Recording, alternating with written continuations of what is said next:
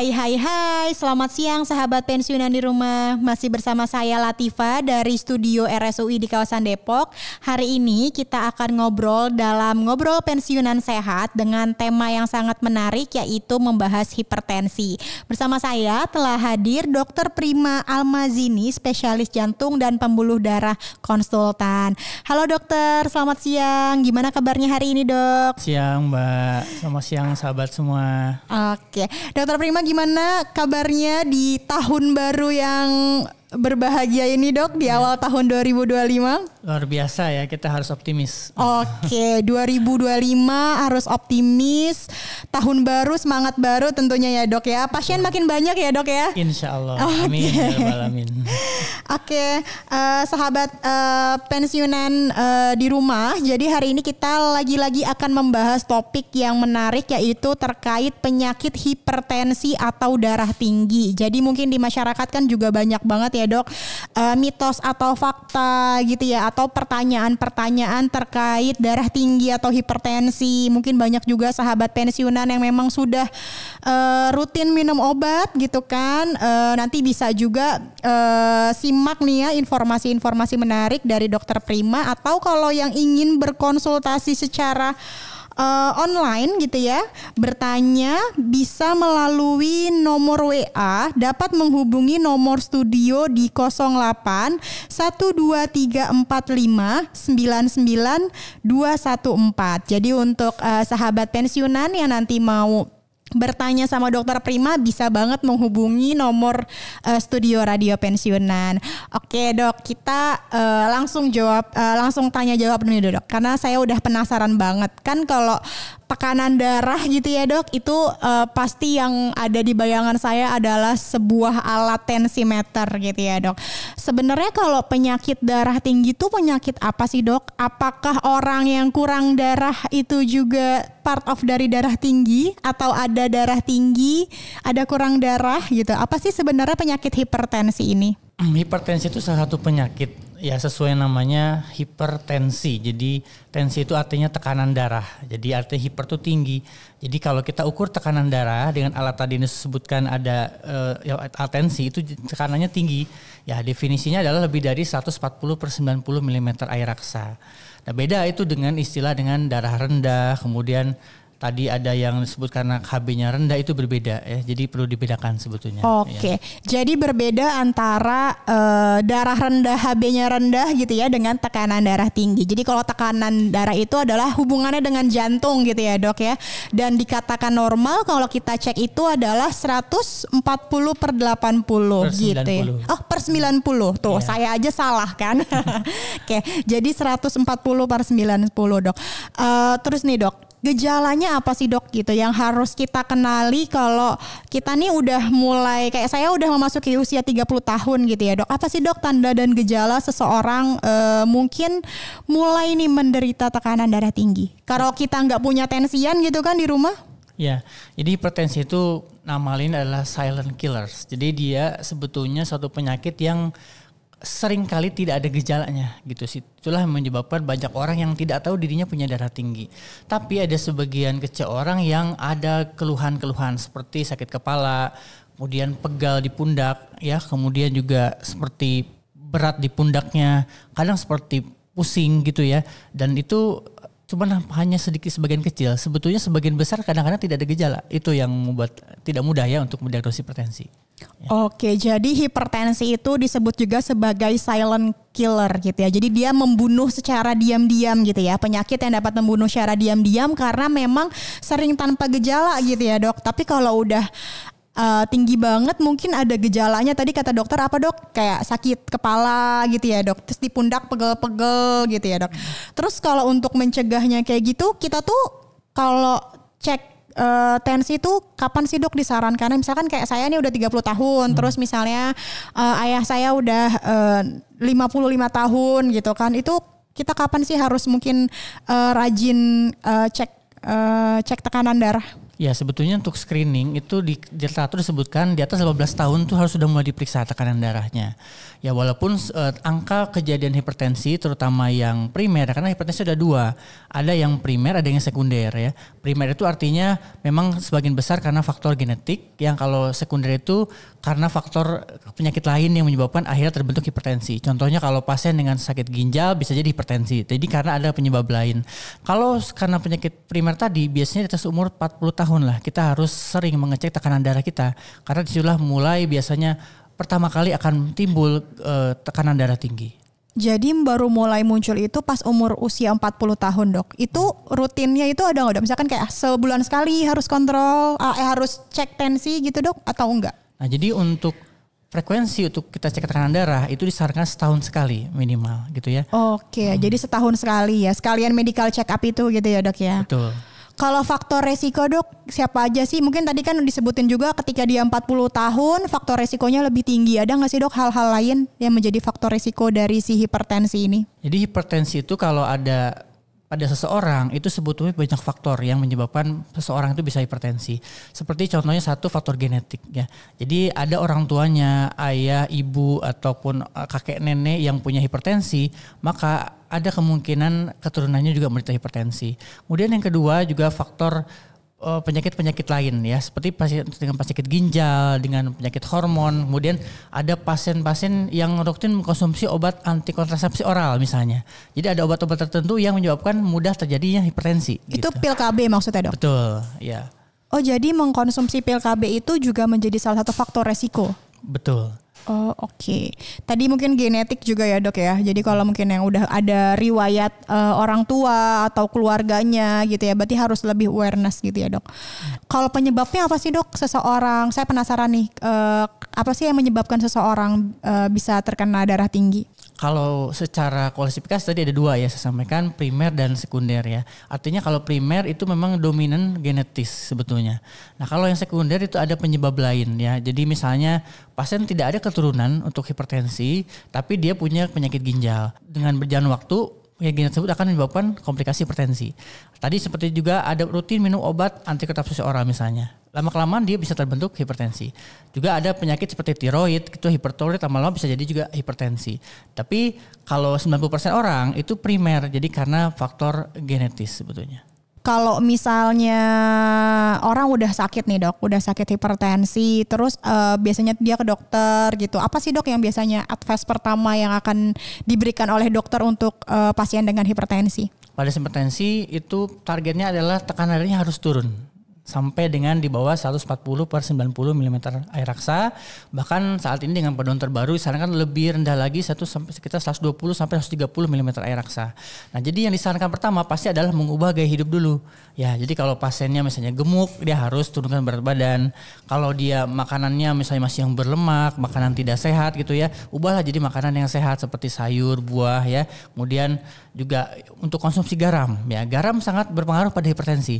Jadi harus dibatasi tuh konsumsi garam sekitar 1 sendok teh aja sehari gitu. Dan juga aktivitas fisik, kalau dia jarang olahraga disarankan untuk olahraga rutin 3 kali seminggu, masing-masing 30 menit gitu. Jadi kaitan eratnya itu dengan gaya hidup ya dok ya. Jadi mungkin erat kaitannya hipertensi ini dengan gaya hidup kita gitu ya. Mungkin tadi dengan makannya. Kalau obesitas itu paling cenderung mungkin obesitas gitu ya dok ya. Jadi harus diturunin berat badannya. Tadi berapa dok untuk takaran garam per hari berapa ya, boleh? Disarankan kurang dari 1 sendok teh sehari ya. Kurang dari 1 sendok teh per hari. Itu berarti sangat tidak mudah di dalam makanan sekarang kan rata-rata asin-asin gitu ya, gurih-gurih gitu ya. Iya, jadi kalau misalkan kita suka makan cemilan yang gurih-gurih, berarti itu kita udah kalau hari ini udah nyemil, besokannya mau nggak mau harus mengurangi ya dok ya. Betul. Penggunaan garam. Jadi kalau bisa memang semakin tua tuh dikurangin yang asin-asin, yang enak-enak gitu ya. Kalau lemak dok, gorengan juga ya dok ya. Setahu saya lemak juga ada batasan per hari ya, 5 sendok makan ya untuk lemak gitu ya. Terus sama satu lagi adalah aktivitas fisik ya dok tentunya. Jadi mengajak sahabat pensiunan di rumah gitu ya untuk melakukan cerdik gitu ya dok ya namanya ya dok ya. Satu lagi nih dok, pertanyaan saya. Kalau orang udah terkena hipertensi itu emang harus minum obat seumur hidup dok? Nah, jadi tadi nomor satu adalah gaya hidup dulu gitu ya. Ada orang yang akhirnya dengan mengubah gaya hidup tensinya bisa normal, ada ya. Jadi berat badannya tadinya misalnya 90 ya, tinggi 160 tiba turun jadi 70, jadi ideal gitu ya. Terus makanannya dijaga dengan baik, olahraga teratur, akhirnya tekanan darah normal tanpa obat ada. Tapi sebagian besar orang tidak mudah untuk mengubah gaya hidup itu gitu ya. Jadi akhirnya mau gak mau obat tuh harus dikonsumsi gitu. Tadi untuk mencapai target tekanan darahnya kurang dari 140/90. Dan yang penting itu adalah tekanan target itu tercapai gitu ya. Jadi kalau misalnya apakah harus seumur hidup? Tergantung gitu ya. Tergantung tadi bagaimana dia agresif atau tidak untuk mengubah gaya hidupnya. Dan juga berapa kadar tekanan darahnya gitu. Jadi tadi penanganan yang paling pertama adalah ubah gaya hidup gitu ya. Kalau udah bisa terkontrol dengan baik mungkin gak harus minum obat lagi. Tapi kalau misalkan sulit berarti mau gak mau harus minum obat gitu ya dok ya. Kalau ada orang-orang yang istilahnya agak males minum obat nih dok, nakal gitu. Tapi sebenarnya tekanan darahnya tinggi, itu efek sampingnya apa nih dok bagi tubuh? Jadi misalkan udah ada orang dia sebenarnya punya hipertensi nih, tapi nggak rutin minum obat, terus juga pola hidupnya masih sama gitu. Apa sih dok yang akan menyebabkan di kemudian hari gitu? Ya, jadi untuk hipertensi itu juga ada risikonya ya, ada risiko ringan, sedang dan berat gitu ya. Nah, kalau semakin tinggi angka tekanan darahnya, maka risikonya semakin tinggi untuk terjadinya komplikasi dan penyakit jantung gitu ya. Nah, jadi kalau misalnya seorang tekanan darah 180 dibandingkan yang tekanannya 150, tentu lebih tinggi yang 180 ya, tekanannya itu lebih besar komplikasinya. Apa sih sebenarnya komplikasi bisa terjadi? Ya, komplikasi bisa jadi ada pembengkakan jantung atau disebut dengan penyakit jantung hipertensi. Karena tekanan yang tinggi di pembuluh darah, akhirnya jantungnya menjadi bekerja keras untuk memompa darah ke seluruh tubuh dan akhirnya jantungnya akan mengalami pembengkakan. Bisa juga komplikasi ke mata ya, ke mata air, jadi retinopati, kerusakan di retina. Bisa juga komplikasi ke ginjal ya, karena terbiasa dengan tekanan tinggi, akhirnya ginjalnya juga mengalami kerusakan. Dan yang paling berbahaya juga adalah komplikasi ke otak ya, bisa menyebabkan stroke, baik itu stroke perdarahan maupun stroke penyempitan gitu ya. Oke, jadi memang ternyata hipertensi ini bisa kemana-mana ya dok. Saya baru tahu ada di mata juga ya tadi ya, retinopati itu ya. Jadi makanya penting banget bagi seseorang yang mungkin udah terkena hipertensi gitu ya, udah tahu nih punya darah tinggi, terus mungkin sulit untuk mengendalikan gaya hidup. Jadi rutin konsultasi ke dokter. Sebenarnya kuncinya itu ya dok. Kalau rutin ke dokter nanti kan juga obatnya terkontrol gitu ya dok ya. Oke, sahabat pensiunan di rumah, kita udah ngobrol cukup panjang dulu nih. Tadi kita udah belajar sama-sama ternyata hipertensi itu juga ada dua jenisnya ya dok ya. Ada yang primer sama sekunder. Mungkin kebanyakan orang mungkin yang primer gitu ya dok ya. Ada juga yang sekunder karena efek dari sebuah penyakit atau kondisi tertentu gitu ya. Tadi juga kita udah bahas bahwa ada beberapa faktor resiko. Salah satunya adalah genetik. Nah, kita mau jeda dulu nih sahabat pensiunan di rumah untuk menyimak sejenak beberapa lagu enak berikut ini untuk nanti kita bisa ngobrol lebih lanjut sama Dokter Prima.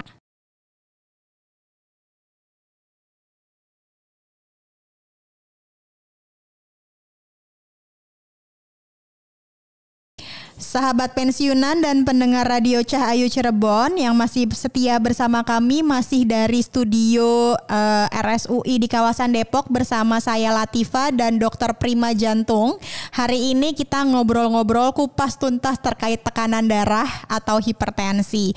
Dok, tadi kita udah bahas terkait hipertensi itu apa, terus gejalanya gimana, faktor risikonya gimana, terus mungkin tadi ibaratnya ngomongin untuk orang yang belum sakit hipertensi. Sekarang kita mau ngobrol terkait orang yang udah mungkin punya hipertensi nih dok, kayak gitu. Obat-obatan apa aja sih dok mungkin yang biasa dikonsumsi gitu ya oleh orang-orang hipertensi? Atau tadi juga saya sempat nanya, emang harus diminum tiap hari dok obatnya kayak gitu? Mungkin boleh di sharing-sharing nih dok. Ya, jadi ada beberapa golongan obat hipertensi. Jadi makanya jangan kaget kalau pas hipertensi kok obatnya bisa sampai 3, 4 gitu ya. Karena memang ada beberapa golongan gitu ya. Contohnya adalah yang paling sering dikonsumsi pasien adalah amlodipin. Itu pasti paling banyak disebut sih oleh pasien gitu ya. Contohnya adalah ramipril, kemudian kandesartan, bisoprolol. Itu nama-nama obat yang familiar di kalangan orang hipertensi. Dan pasti kemungkinan juga akan pasti bertanya gitu, minumnya apakah memang harus setiap hari gitu kan. Jadi kalau kita lihat setiap obat itu ada ada panduannya gitu ya, apakah minumnya sekali sehari ataukah 2 kali sehari. Dan itu sebetulnya terkait dengan cara kerja obat tersebut ya. Jadi kalau kita lihat obat amlodipin contohnya dia bekerja dalam darah itu selama 24 jam. Jadi kalau misalnya dia minum jam 8 pagi sampai jam 8 besok pagi, tekanan darahnya insya Allah kan normal ya dengan obat amlodipin. Tapi begitu dia besok tidak minum, maka besok akan naik tensinya lagi gitu. Jadi sehingga kenapa itu harus diminum tiap hari ya? Karena alasannya karena efeknya memang hanya 24 jam saja. Oke, jadi memang ternyata obat-obatan tadi ya yang familiar apa amlodipin. Saya jadi ingat, oh ya benar, saya juga familiar nih sama si amlodipin. Karena mungkin efeknya itu tadi 24 jam ya dok, itu alasannya makanya mungkin dikonsumsi harus setiap hari. Tadi juga saya jadi keinget, ternyata kalau tekanan darah itu dia ada grade-grade-nya ya dok, sakit ya dok. Ada, jadi kalau misalkan tekanan darah sekian sampai sekian, dia masih bisa dibilang mungkin tekanan hipertensinya ringan. Sekian sampai sekian dia akan disebut sedang gitu ya dok ya. Iya, betul. Jadi ada 3 sebetulnya klasifikasi dari hipertensi. Ada yang hipertensi grade 1 ya, artinya yang ringan itu tekanannya 140 sampai 160 mm air raksa ya, sistoliknya. Jadi tekanan darah itu ada 2, ada sistolik dan diastolik ya. Jadi karena pada saat kita periksa tensi ada angka yang atas, ada angka yang bawah. Nah sekarang kita bicarakan angka yang atasnya. Jadi kalau grade 1 itu 140 per 160 mm air raksa. Grade 2 itu adalah 160 sampai 180 mm air raksa. Dan yang grade 3 itu di atas 180 mm air raksa. Nama lainnya adalah krisis hipertensi. Jadi hipertensi itu sudah sangat berat ya, ada disebut dengan emergency atau urgensi. Dan itu masing-masing memiliki risiko yang berbeda-beda gitu. Jadi memang setiap tadi tingkatannya itu memiliki resiko yang berbeda-beda. Saya jadi tertarik nih dok, bedanya sistol. Jadi kan tadi 140 per 90. Itu apa sih dok sebenarnya yang sistol sama diastolnya kalau di dalam fungsi jantung? Nah, jadi jantung itu bekerja dengan utamanya adalah untuk memompa darah ya. Pada saat memompa darah kita membayangkan dia harus diisi darah dulu, kemudian dia memompa darah. Kemudian diisi lagi, dia memompa lagi. Nah, sistol itu adalah fase pada saat darah jantung itu memompa. Karena memompa tekanannya pasti akan lebih tinggi ya. Kemudian diastol adalah fase pada saat jantungnya terisi darah sehingga di situ tidak memompa sehingga tekanannya akan lebih rendah. Sehingga pasti kalau kita cek tensi akan ada 2 angka tuh, angka atas atau angka sistolik pada saat jantungnya memompa dan angka bawah atau angka diastolik adalah pada saat jantungnya sedang mengisi darah. Oke gitu, jadi itulah kenapa ada 140 per 90 karena ada sistol dan diastol. Oke dok, terus selain obat yang mungkin akan rutin dikonsumsi, apalagi sih dok yang mungkin penting harus dimiliki seseorang dengan hipertensi? Orang itu juga harus selalu mengecek tekanan darahnya secara teratur, yang minimal sebetulnya sebulan sekali. Jadi untuk orang-orang yang punya hipertensi bukan hanya minum obat saja gitu ya, karena kalau tekanan dia 180 kemudian dia minum obat tekanan darahnya hanya turun sampai 160, maka tetap saja dia masih darah tinggi atau hipertensi sehingga komplikasi itu masih bisa tetap terjadi gitu ya. Jadi yang penting adalah targetnya tercapai atau tidak. Jadi kalau dia sudah hipertensi, dia sudah minum obat rutin tapi dia tidak pernah kontrol, maka bisa jadi nanti terjadi juga komplikasi yang tadi disebutkan. Jadi karena tekanan darahnya misalnya belum mencapai target yang diinginkan. Berarti kalau misalkan emang bisa gitu ya punya alat tensian ya dok ya. Kan kalau yang saya tahu itu tensi itu sekarang kan ada beragam macamnya gitu ya dok ya. Ada yang digital, ada yang manual. Itu mempengaruhi gak sih dok kayak standar goldnya gitu yang bagus misalnya yang ini gitu? Ya jadi kalau dulu kan kita selalu memakai alat tekanan darah yang air raksa ya, yang manual yang harus yang didengerin di kuping telinga itu kan, yang kayak harus dengerin sendiri pas ya kan. Detaknya ya. Ini di angka berapa gitu ya. Iya betul. Tapi sekarang kan dengan kemajuan teknologi sekarang ada latensi yang otomatis gitu ya, tinggal gak usah yang dengerin, tinggal pencet sendiri dia bisa tahu angkanya berapa. Sebetulnya alat yang otomatis tersebut adalah pengembangan dari alat manual. Jadi pasti ada kalibrasinya tuh. Jadi dia disamakan dulu baru sudah tervalidasi baru dia bisa beredar gitu kan. Namun ada kelemahannya. Yang namanya alat yang sifatnya elektronik atau otomatis itu juga ada proses penurunan dari fungsinya gitu ya. Sehingga disarankan untuk dikalibrasi tiap 6 bulan sekali gitu. Oke. Jadi sebenarnya untuk sahabat pensiunan di rumah mungkin kalau emang bisa gitu ya, kalau bisa punya alat tensi. Tapi pun kalau enggak sebenarnya pemerintah kita ya dok ya melalui Kementerian Kesehatan. Jadi mungkin ini juga harus diinformasikan. Kita tuh juga sebenarnya udah banyak banget punya program-program berbasis masyarakat. Salah satunya adalah pos bindu lansia gitu ya. Jadi kalau misalnya anak-anak itu punya posyandu yang diukur tumbuh kembangnya ditimbang untuk anak-anak bayi. Nah, lansia ini juga sebenarnya punya pos bindu sebenarnya di masyarakat yang puskesmas itu ada di tiap RW dan setiap bulan itu ada pengukuran tekanan darah dok minimal setahu saya gitu. Jadi kalau misalkan emang bapak ibu di rumah nggak bisa punya sendiri sebenarnya bisa ikut program itu gitu ya dok ya, minimal aware untuk ngecek tekanan darahnya gitu ya melalui program yang udah dimiliki sama Kementerian Kesehatan yaitu si pos bindu lansia gitu. Selain tadi dok obat-obatan, terus juga mungkin rutin dia mengukur cek tekanan darahnya. Ada lagi nggak sih dok? Mungkin tips-tipsnya biar bisa mengelola tuh apa dok yang harus dilakukan orang dengan hipertensi biar dia bisa mengelola hipertensinya dengan baik? Untuk mengelola hipertensi dengan baik itu bukan hanya faktor obat dan juga mengecek rutin, tapi juga gaya hidup yang utama seperti tadi ya. Jadi tetap harus olahraga ya, rutin seminggu 3 kali sampai 5 kali dengan durasi 30 menit minimal. Yang disarankan adalah olahraga sifatnya aerobik. Kemudian juga menjaga makanan ya, makanan tadi dijaga yang tinggi lemak dihindari, kemudian yang sayur dan buah itu ditekankan lagi ya, kemudian menjaga berat badan selalu ideal gitu ya, dan juga penting untuk membatasi konsumsi garam yang tadi. Dan apa sih sebenarnya olahraganya gitu ya, ya misalkan aerobik sebetulnya seperti jalan, sepeda, berenang gitu ya, itu olahraga-olahraga disarankan yang dapat memperbaiki kesehatan umum pada pasien hipertensi gitu. Sama mungkin satu lagi kayaknya dok, mental health nggak sih dok? Iya, mengelola stres ya dok ya, karena kan mungkin mungkin tidak hanya pada lansia gitu kan ya, karena sekarang nih juga di kalangan muda tuh isu-isu mental health tuh mempengaruhi pola penyakit gitu ya, apalagi mungkin yang udah tua nih kan mungkin mikirin sesuatu gitu kan, stres itu bisa mungkin berpengaruh sama tekanan darahnya. Benar nggak sih dok? Berpengaruh dok? Betul sekali, stres itu sangat kuat sekali efeknya sih pada darah tinggi dan pada penyakit jantung sebetulnya, karena dengan stres itu hormon-hormon stres ya, hormon adrenalin itu meningkat, simpatis hormon kita akan meningkat sekali, dan itu suatu faktor yang mempengaruhi terbentuknya hipertensi dan juga meningkatnya tekanan darah gitu ya. Jadi betul sekali kalau hidup tuh ya jangan stres gitu ya, harus bagaimana bisa menghadapi segala sesuatu dengan tenang gitu ya, dengan berpikir mindful jernih, gitu ya. Walaupun kadang sambil haduh-haduh gitu ya, astagfirullah gitu kan. Jadi mari kita sambut 2025 ini dengan lebih bahagia gitu ya dok ya, lebih sehat baik fisik maupun batin. Loh ini kenapa jadi saya yang curhat ya? Oke, sekali lagi sahabat pensiunan di rumah, apabila ada yang ingin bertanya atau berkonsultasi secara online dapat menghubungi di WA nomor studio kami yaitu di 08 12345992214. Jadi boleh nih yang mau konsultasi sama Dokter Prima atau ada pertanyaan-pertanyaan nanti bisa kita bacakan di sesi setelah ini. Oke.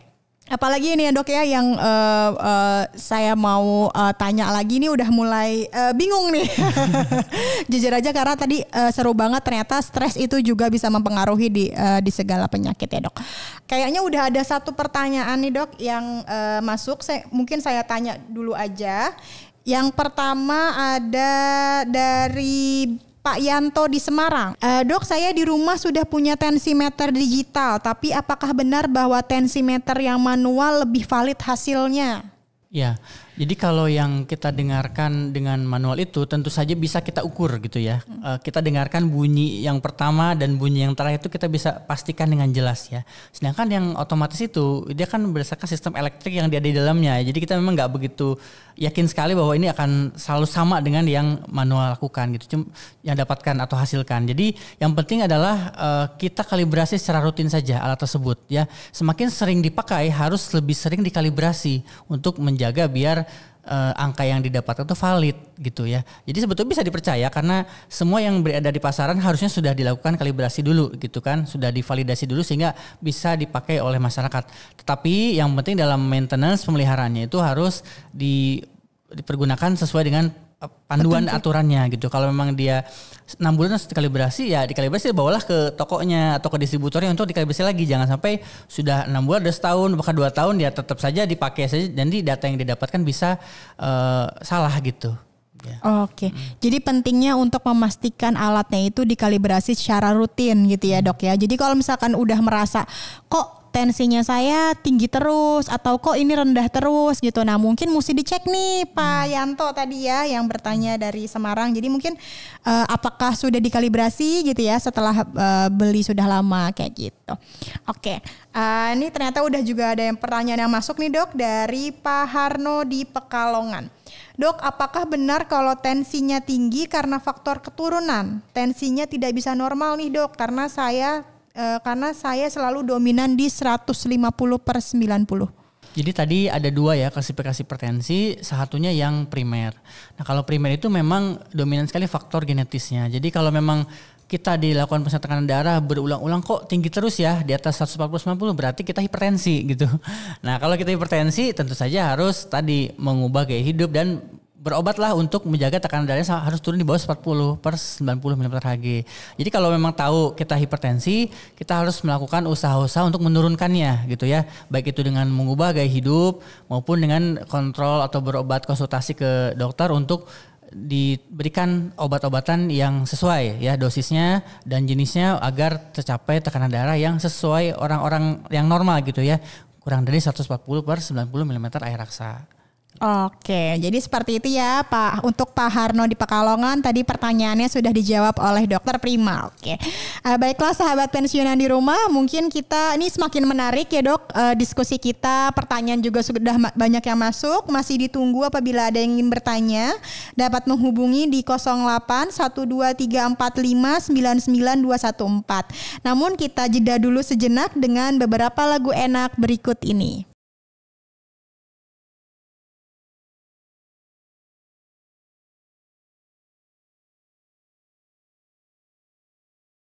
Sahabat pensiunan, kami lanjutkan kembali pembahasan tentang hipertensi atau darah tinggi. Masih bersama saya Latifa dan Dokter Prima di program Ngobrol Pensiunan Sehat live dari Studio RSUI. Baik dok, tadi kita udah bahas tentang hipertensi. Kita sekarang udah masuk ke pertanyaan tanya jawab nih dok. Jadi udah ada beberapa pertanyaan yang masuk di nomor WA studio. Nih pertanyaan selanjutnya dari Bapak Arya di Bandung. Dok, apakah benar faktor paling berperan dari darah tinggi itu karena stres? Oh ini tadi udah kita bahas sebenarnya dok. Mungkin boleh dijawab lagi dok? Betul sekali. Jadi untuk stres itu berpengaruh besar sekali ya ke hipertensi dan penyakit jantung. Tadi sudah saya sampaikan untuk stres itu faktor-faktor risiko yang bisa dicegah sebetulnya, yang bisa di-manage dengan cara mengatur bagaimana kita bersikap, misalnya bagaimana kita meluapkan emosi, bagaimana kita mengendalikan diri kita pada saat kondisi yang tidak nyaman gitu ya. Itu semua itu sebetulnya bisa juga dibantu oleh terapis ya, misalnya kalau konsultasi dengan psikiater atau psikolog untuk dilakukan relaksasi. Ya, relaksasi ataupun dengan cognitive behavioral therapy ataupun CBT. Dengan obat-obatan gitu. Bisa juga dibantu. Oke, jadi sebenarnya memang berhubungan ya dok, tapi gimana cara kita untuk mengelola stres tersebut. Selanjutnya pertanyaan dari Ibu Randu. Dok, saya hamil di usia 27 tahun. Sempat dibilang dokter kandungan saya mengalami preeklamsia karena tekanan darah tinggi.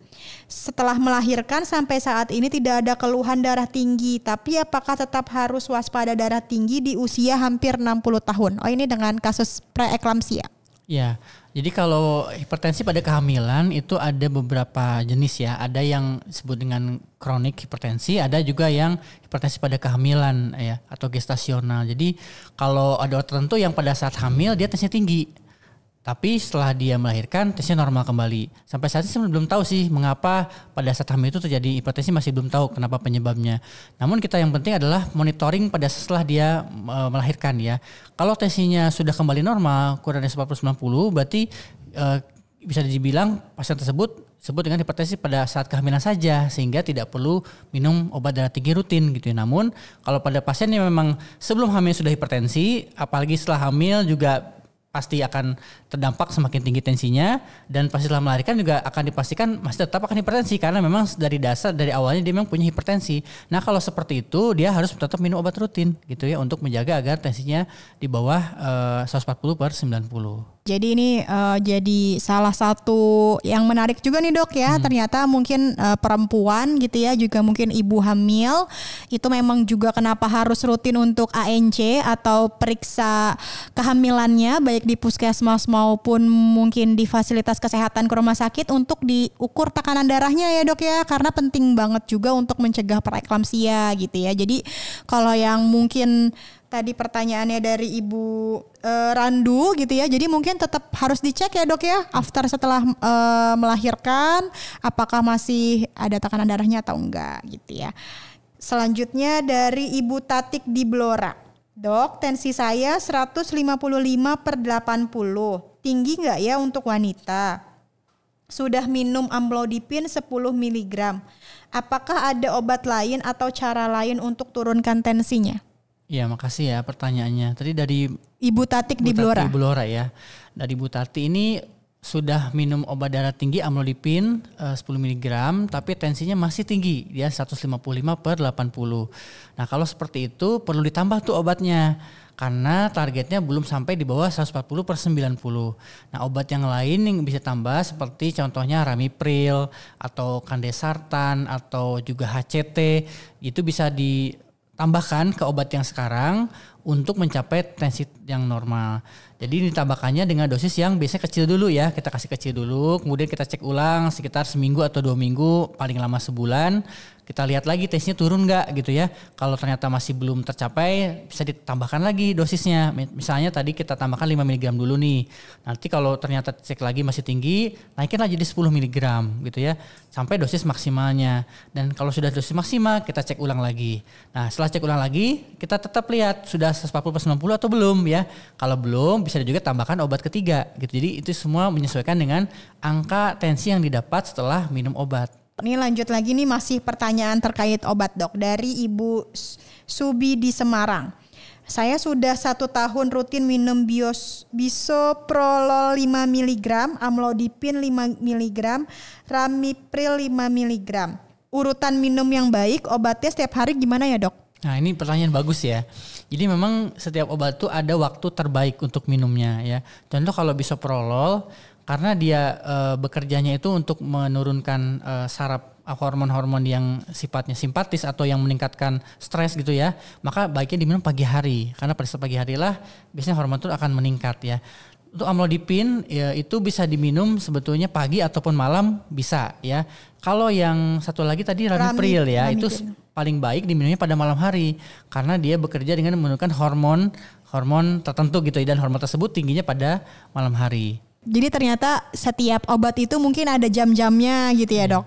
Dok, saya jadi punya pertanyaan nih dok. Mungkin ini juga menjadi fakta atau mitos di masyarakat. Beberapa orang itu kan takut ya dok suruh minum obat terus-menerus. Banyak pula gitu kan ya. Nanti takut jadi ke ginjal dok. Bener gak sih dok? Maksudnya kayak kan saya udah minum obat mulu nih misalnya gitu kan ya.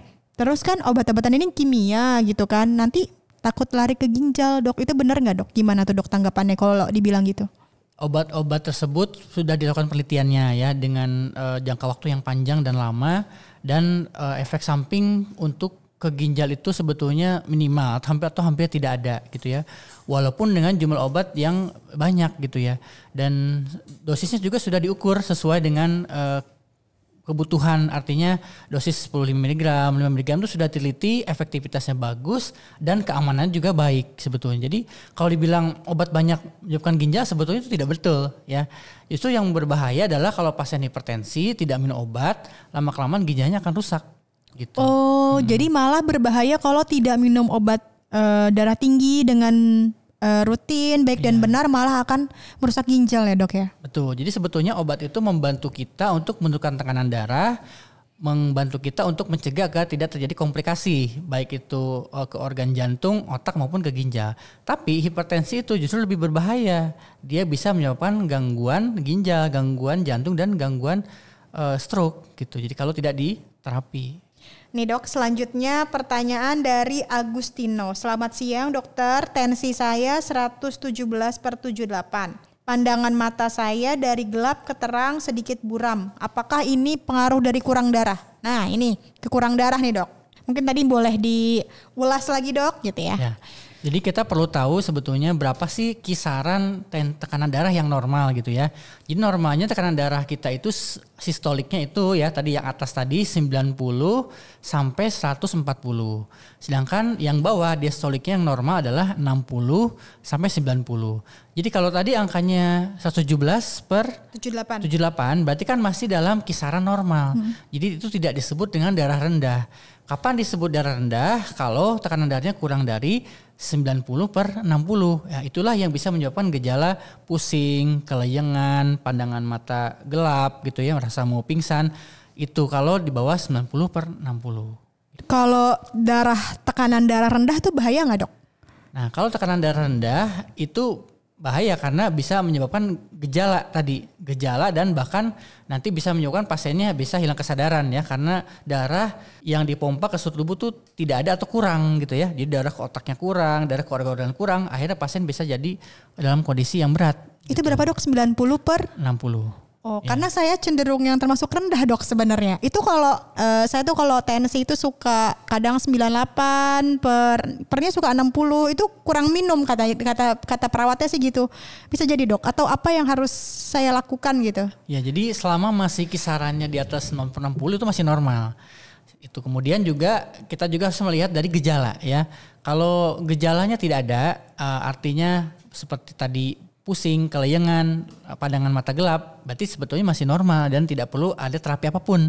Nah yang perlu minum air putih ataupun pemberian cairan atau obat-obat itu kalau di bawah 90/60 dan ada gejala. Ya. Seperti yang tadi. Ya jadi ada pandangan mata gelap, pusing, kelayangan gitu kan, mau pingsan itu perlu sesuatu yang memberikan efek tensinya naik gitu, baik dengan cairan maupun dengan obat-obatan. Jadi sebenarnya balik lagi ke cari gejala-gejala lain gitu ya yang ada. Karena sebenarnya kan kita ngebahas tekanan darah tinggi nih, jadi saya kalau tekanan darah rendah gimana ya gitu. Seperti yang menjadi pertanyaan Bapak Agustino. Tadi Bapak Agustino masih normal ya dok, masih 117 masih di range yang normal.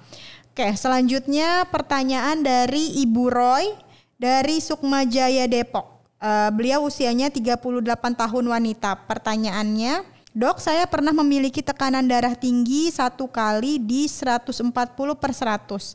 Saat itu memang saya sedang mengalami stres. Kebetulan banget barusan dari klinik tensinya 120/80. Bagaimana caranya agar memiliki tekanan darah normal terutama untuk yang bagian bawah? Itu pertanyaan yang pertama dok. Kadang ada orang kayak gitu dok. Jadi yang tingginya itu yang bagian bawah gitu ya. Jadi misalnya atasnya masih oke nih 130, bawahnya udah 100 gitu. Itu kenapa tuh dok? Jadi memang ada dua ya. Ada hipertensi sistolik, ada hipertensi diastolik ya. Gitu. Jadi kalau yang diastoliknya tinggi biasanya karena pembudahannya kaku ya. Kaku itu bisa karena faktor penuaan gitu ya salah satunya. Dan kalau misalnya seperti itu, nomor 1 tadi kan disebutkan saya sedang stres ya, jadi memang nggak boleh stres ya. 140 pada saat sedang stres gitu ya.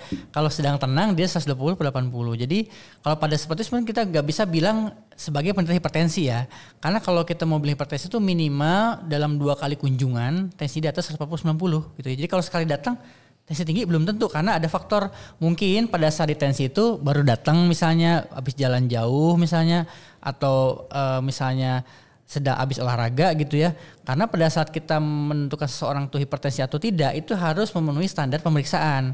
Nah, pemeriksaannya adalah pasiennya harus duduk diam, tenang selama sekitar 30 menit ya. Tidak boleh habis aktivitas, tidak boleh habis olahraga, tidak boleh habis ngopi, tidak boleh habis merokok ya. Tidak boleh juga ada rasa pengen nahan buang air kecil atau buang air besar. Jadi harus benar-benar tenang, diam, nggak boleh sambil bicara gitu ya. Dan kalau diperiksa seperti itu, tensinya di atas 140/90 baru kita bilang hipertensi. Tapi kalau pasiennya baru datang, habis jalan, kemudian olahraga, di tensi tinggi, itu mungkin karena apalagi tadi lagi stres gitu ya, mungkin karena hal tersebut. Pertanyaan selanjutnya, kalau saya ngukur tensi pakai alat tensi manual bukan digital, itu tensi saya selalu normal dok. Ini sebenarnya masih tadi ya, nggak ada masalah yang selama alatnya masih dikalibrasi ya dok. diet yang sesuai dengan saya bagaimana ya dok? Untuk diet dok tadi dok 140 mungkin masih tadi karena tadi lagi stres jadi bisa jadi memang itu faktornya gitu ya. Kalau untuk terkait diet dok itu ada nggak sih dok diet khusus orang-orang dengan hipertensi? Ada ya. Jadi ada disebut dengan istilahnya diet Mediterranean. Jadi seperti orang-orang di Timur Tengah gitu ya. Jadi kayak makan minyak zaitun, kemudian banyak sayur, banyak buah, kemudian tidak banyak asam lemak jenuh ya. Tidak daging merah juga sedikit gitu ya. Dan banyakkan minyak-minyak yang memang bukan dari minyak kelapa sawit misalnya, tapi lebih banyak karena dipakai minyak zaitun. Itu sebetulnya adalah yang disarankan gitu ya. Dan sebetulnya juga makanan itu tergantung dari obesitas atau enggak ya. Jadi berat badan juga mempengaruhi sebetulnya. Kalau memang dia berat badannya besar gitu ya, obesitas, dia harus cepat menurunkan berat badannya sampai normal. Dan itu harus konsultasi sama dokter gizi sebetulnya. Gimana cara mengatur pola makan yang benar gitu. Jadi balik lagi tadi harus tahu dulu kondisi tubuhnya obesitas atau enggak gitu ya. Nanti kalau misalkan konsultasi lebih lanjut bisa ke klinik gizi. Nah karena Ibu Roy ini ada di Sukma Jaya Depok bisa nih kalau mau konsultasi ke RSUI gitu ya. Karena tetangganya RSUI bisa ke dokter prima, dokter jantung. Kalau emang mau ngomongin diet bisa kita ada dokter gizi klinik juga. Oke, sahabat pensiunan di rumah kita semakin seru nih obrolannya. Cuman kita harus break sejenak. Kita jeda sejenak dengan beberapa lagu enak berikut ini.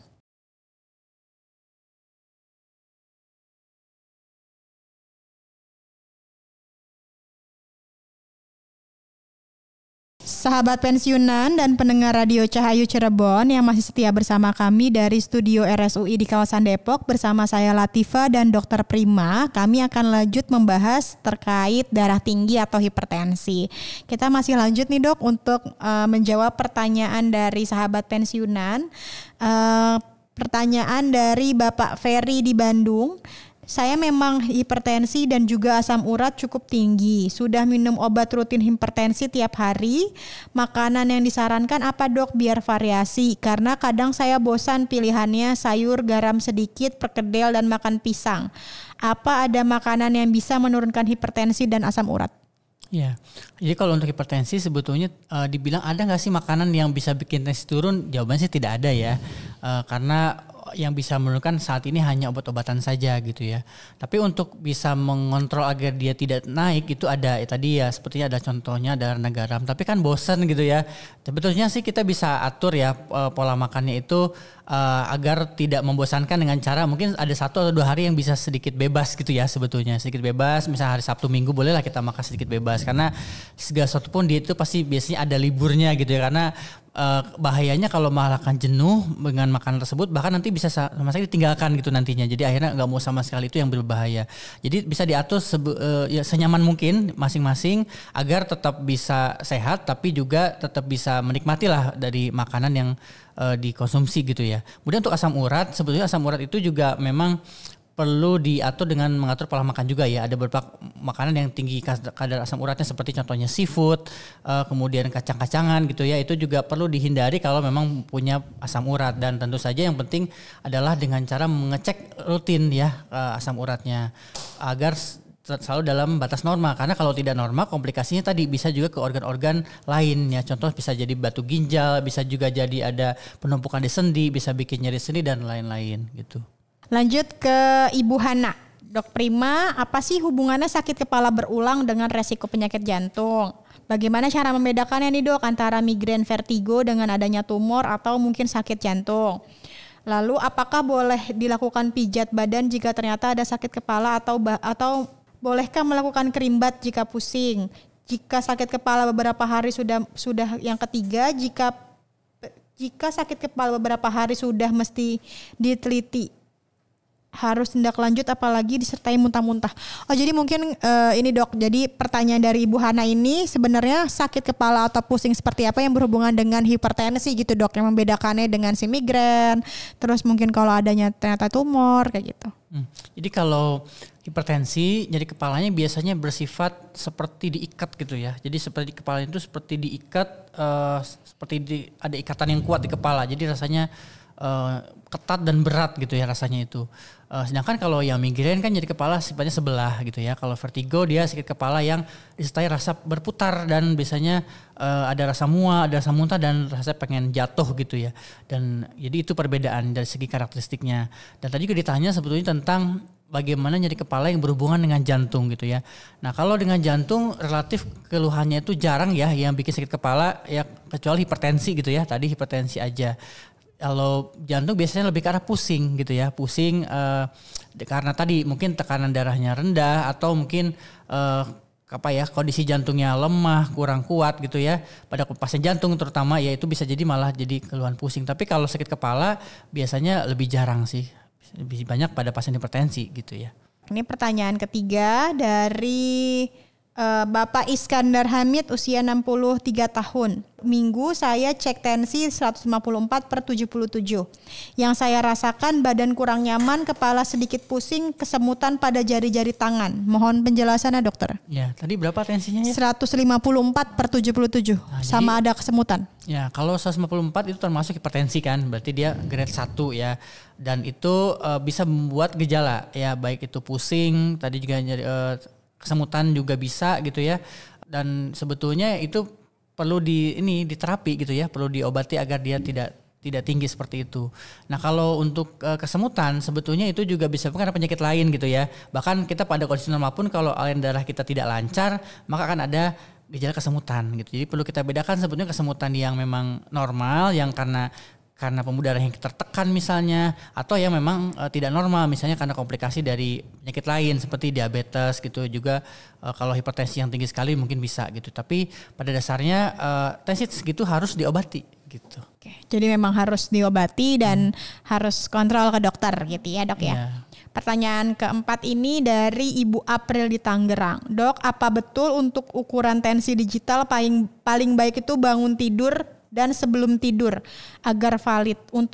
Untuk penderita hipertensi selain garam, pantangan makan lainnya apa? Ini dok, waktu terbaik untuk tensi. Ini bagus nih pertanyaannya, kan tadi belum sempat kita bahas nih. Iya betul. Jadi sebetulnya tekanan darah kita itu dalam 24 jam itu mengalami perubahan ya. Disebut dengan variabilitas tekanan darah. Jadi dia bisa naik bisa turun. Normalnya kalau kita bangun pagi tensi kita akan naik ya. Disebut dengan istilahnya adalah morning surge. Jadi pagi-pagi itu akan naik tinggi. Pada saat malam hari, pada saat kita tidur, normalnya dia harus turun.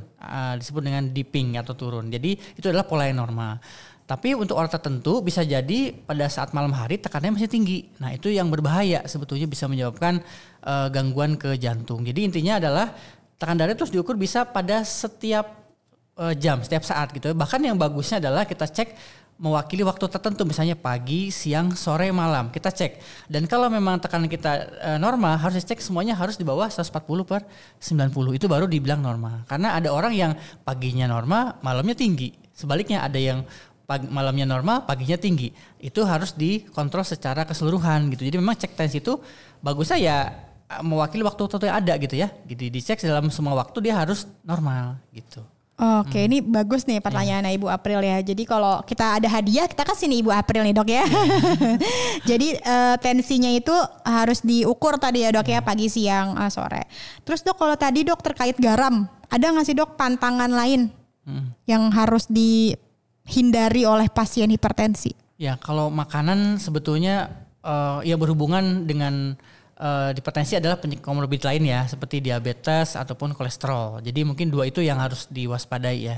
Jadi kalau misalnya lemak sama gula berarti ya dok ya. Itu diwaspadai juga ya, karena itu berhubungan gitu ya. Kalau misalnya darah tinggi ada kolesterol, kemudian dia ada juga diabetes, itu risikonya lebih tinggi dibandingkan dengan yang hanya darah tinggi saja. Jadi selain garam ya tadi gula dan lemak juga harus dikontrol. Gitu. Iya, jadi mungkin karena penyakit tidak menular ini sering berkaitan ya dok ya, jantung, hipertensi, diabetes. Jadi mungkin yang harus dikontrol itu adalah gula, garam, sama lemak gitu ya, GGL. Selanjutnya dari Pak Ahmad di Jakarta. Dok, saya penderita hipertensi, sudah melakukan jalan kaki rutin setiap hari dan minum obat rutin sudah 1,5 tahun. Tensi di kisaran 140/90, berat badan 73, usia 57 tahun. Apalagi yang harus saya lakukan dok agar tensi tetap normal? Jadi dari segi tekanan darahnya sebetulnya masih perbatasan ya. Jadi kalau dibilang di atas 190 masih hipertensi, berarti masih hipertensi gitu. Jadi artinya mungkin perlu dilakukan penambahan obat ataupun ya menambah lagi aktivitas fisiknya gitu ya, olahraganya. Mungkin tadinya sekali seminggu nambah jadi 2-3 kali gitu ya. Mungkin tadinya cuma sebentar olahraganya naikin jadi minimal 1,5 jam sampai 1 jam gitu ya. Jadi kita harus menurunkan sampai optimalnya 120-130, itu yang bagus gitu. Jadi perlu melakukan usaha untuk itu gitu. Sarannya seperti itu ya. Baik dok, ini mungkin bisa pertanyaan terakhir dok untuk nanti kita di closing statement. Pertanyaan dari Pak Rudi di Jakarta. Dok, kan kita nggak mungkin nih terhindar dari stres. Pasti sesuatu saat kita ada stresnya ya. Tadi dikatakan ini penyebab hipertensi nih dok di stresnya. Tapi apakah ada penyebab lain dok? Selain stres, penyebabnya hipertensi, mungkin bisa dijelasin lagi. Jadi kalau untuk penyebabnya ada 2 tadi kan, bisa primer, bisa sekunder ya. Kalau yang primer itu walaupun dia nggak stres, tesnya tinggi. Kan namanya juga penyakit satu faktor utamanya genetis ya. Jadi walaupun orangnya tenang, diam pun tesnya 170, 160 gitu ya. Tapi kalau yang sekunder memang ada penyebab lain. Itu satu contohnya dari dia misalnya punya penyakit ginjal atau dia makan obat-obatan yang meningkatkan hipertensi ya.